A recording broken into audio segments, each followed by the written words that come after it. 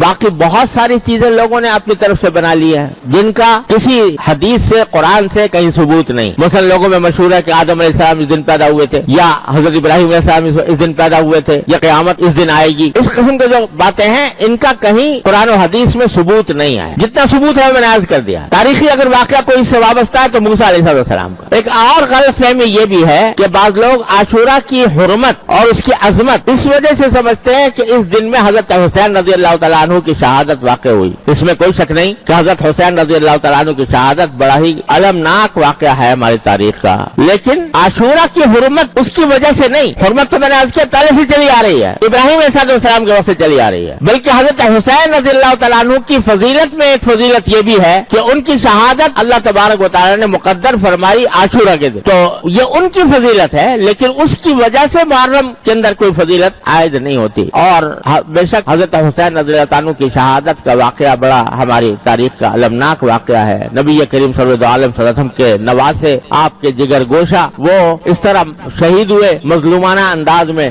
تو یہ ایک بہت ہی بڑا کربناک اور المناک واقعہ ہے. لیکن اللہ تبارک و تعالیٰ نے ہمیں یہ تلقین فرمائی ہے, نبی کریم صلی اللہ علیہ وسلم کی تلقین یہ ہے, کسی کی بھی وفات ہو, کسی کی بھی شہادت ہو, تو نبی کریم صلی اللہ علیہ وسلم نے یہ فرمایا کہ اس موقع پر ماتم کرنا, گریبان چاک کرنا, اپنے گالوں کی پٹائی کرنا, اس کو سرکار دو عالم صلی اللہ علیہ وسلم نے ارشاد فرمایا کہ جو ایسا کرے وہ ہم میں سے نہیں ہے. اور خود حضرت حسین رضی اللہ تعالیٰ عنہ, کامل ابن اسیر تاریخ کی مشہور کتاب ہے, اس کے اندر لکھا ہے کہ حضرت حسین رضی اللہ تعالیٰ عنہ نے اپنی وفات سے کچھ, اپنی شہادت سے 2 روز پہلے یا 3 روز پہلے اپنی بہن حضرت زینب رضی اللہ تعالیٰ عنہ ان کو وصیت کی کہ بہن, یہ الفاظ میری پیاری بہن, یہ الفاظ ہے میری پیاری بہن, اگر میں شہید ہو گیا تو میرے اوپر نہ گریبان چاک کرنا, نہ اپنے گالوں کو مارنا, اور نہ اپنے کپڑے پھاڑنا.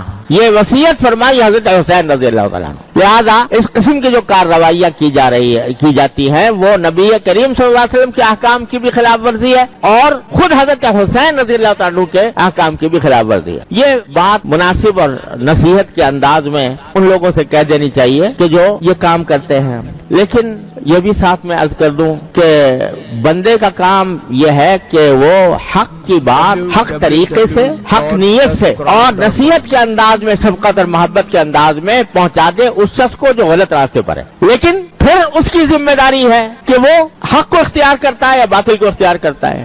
انسان کو اس بات کا مکلف نہیں کیا گیا کہ وہ زبردستی دوسرے کو اپنی بات منوائے. قرآن کریم کی وہ آیت جو میں نے پچھلے جمعہ میں پڑھی تھی, نبی کریم صلی اللہ علیہ وسلم سے اللہ تبارک و تعالی نے خطاب کر کے فرمایا لست علیہم بمسیطر فذکر انما انت مذکر. نصیحت ضرور کرتے رہیے, آپ نصیحت کرنے والے ہیں. لست علیہم بمسیطر, لیکن آپ ان کے اوپر داروغہ بنا کر نہیں بھیجے گئے کہ زبردستی ان کو ہدایت کے راستے پر لائیں. جب کافروں کے بارے میں نبی کریم صلی اللہ علیہ وسلم کو یہ ہدایت دی گئی ہے تو اگر کوئی غلط راستے پر ہے, مسلمان اسلام کا دعویٰ کرنے والے, ان کو بھی محبت پیار سے بے شک سمجھا دو. لیکن کوئی آدمی داروغہ نہیں بنایا گیا کہ زبردستی اس کو مجبور کرے کہ نہیں تم میری بات مانو اور اپنی بات چھوڑو. لہذا یہ جو ہمارے معاشرے کے اندر یہ بعض لوگوں کا یہ ذہن بن گیا ہے کہ وہ دوسروں کو اپنے عقیدے کی طرف زبردستی کھینچے, اور اگر کوئی نہیں آتا تو اللہ بچائے لڑائی کے اوپر بھی آمادہ ہو جائے, مارنے پیٹنے پر بھی آمادہ ہو جائیں. اور اسی کی وجہ سے افسوس ہے کہ ہمارے معاشرے کے اندر یہ قتل و غارت گری کا بھی بازار, خاص طور سے محرم کا جب مہینہ آتا ہے تو اس کے اندر لوگ سہمے ہوئے ہوتے ہیں کہ پتہ نہیں کیا ہو جائے گا, اور ایک دوسرے کے اوپر لڑنے مرنے کے لیے تیار ہو جاتے ہیں اور دوسروں کے خون بہانے کے لیے تیار ہو جاتے ہیں.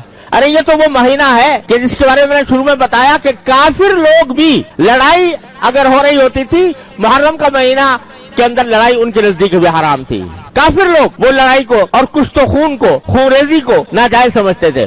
اب اگر مسلمان اس محرم کے اندر ایک دوسرے کے گلے کاٹے, ایک دوسرے کے اوپر حملہ آور ہو, یہ بڑا زبردست عیب ہے جو اس قوم کے اوپر لگ رہا ہے. اس سے خود بھی بچنے کی ضرورت ہے اور دوسروں کو بھی بچانے کی فکر چاہیے کہ اس مہینے کے اندر کوئی لڑائی جھگڑا نہ ہو. بات حق بات کہنا ہر مسلمان کا حق ہے اور وہ دوسرے تک حق بات پہنچائے پیغمبرانہ طریقے سے. پیغمبروں کا طریقہ یہ نہیں ہوتا کہ وہ دوسرے کو گالیاں دے کر دوسروں کے اوپر حملہ آور ہو کر اپنی بات منوائیں. پیغمبروں کا طریقہ وہ ہے جو اللہ تعالیٰ نے حضرت موسیٰ علیہ السلام کو سکھایا کہ تم فرعون کے سامنے جا رہے ہو تو قولا لہو قولا لینا، فرعون کے سامنے بھی نرم بات کرنا. اب اندازہ لگائیے فرعون سے بڑا گمراہ کون ہو سکتا ہے. لیکن اللہ تبارک و تعالیٰ نے حضرت موسیٰ علیہ السلام کو تلقین فرمائی کہ ان سے نرم بات کرنا. لعلہ یتذکر و یخشی، ہو سکتا ہے وہ بات مان لے، ہو سکتا ہے اللہ کا ڈر اس کے دل میں پیدا ہو جائے. سوشل میڈیا پر سب سے قدیم اور سب سے ریلائبل برانڈ درسقرآن.com